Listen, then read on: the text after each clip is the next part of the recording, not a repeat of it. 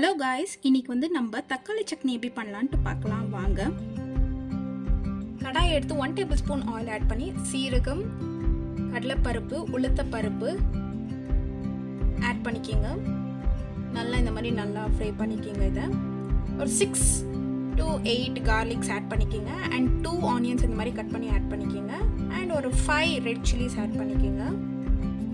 இதையும் நல்லா இந்த மாதிரி ஃப்ரை பண்ணிக்கிங்க. அண்ட் ஒரு ஸ்மால் சைஸ்க்கு புளி ஆட் பண்ணிக்கிங்க. அண்ட் ஒரு 2 டொமேட்டோஸ் இந்த மாதிரி கட் பண்ணி ஆட் பண்ணிக்கிங்க. இதை நல்லா இந்த மாதிரி ஃப்ரை பண்ணிக்கிங்க. இப்போ ஒரு டீஸ்பூன் அளவுக்கு கல் உப்பு ஆட் பண்ணிக்கிங்க. மிக்சரில் போட்டு இதை நல்லா இந்த மாதிரி அரைச்சிக்கோங்க. நம்ம சட்னி ரெடி ஆகும். ஸோ சட்னி இப்போ வந்துட்டு நம்ம தாளிக்கிறதுக்கோசம் 1 tablespoon of oil add பண்ணி கடுகு, உளுத்தப்பருப்பு அண்ட் பெருங்காயம் ஆட் பண்ணிக்கிங்க. அண்ட் அது கூட கறி லீவ்ஸ் ஆட் பண்ணிக்கிங்க. ஸோ இதை நம்ம சட்னியில் ஆட் பண்ணிக்கலாம். அவ்வளோதான், நம்மளோட சட்னி ரொம்பவே டேஸ்ட்டாக ரெடி ஆகிடுச்சு. கண்டிப்பாக ட்ரை பண்ணுங்கள்.